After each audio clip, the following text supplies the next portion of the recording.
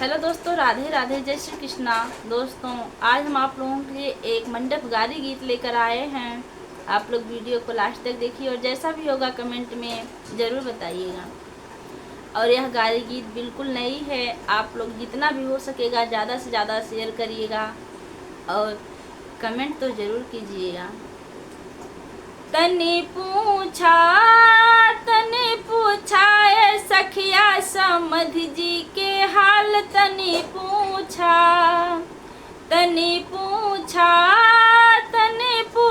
ए सखिया समधि जी के हाल, तनी पूछा। समधि का हाल बा, समधि का चाल बा, तोहरी बड़की बहनिया पे बावाल बा, तनी पूछा ए सखिया समधि जी के हाल, तनी पूछा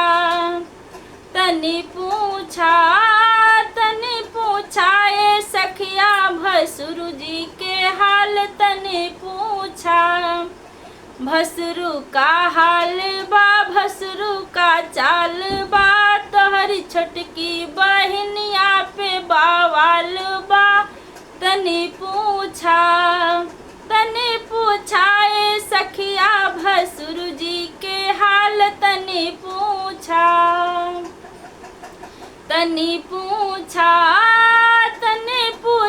ए सखिया दुल्हे जी के हाल, तनी पूछा।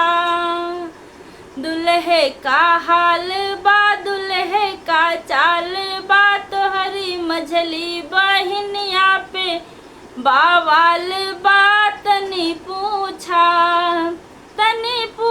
ए सखिया दुल्हे जी के हाल, तनी पूछा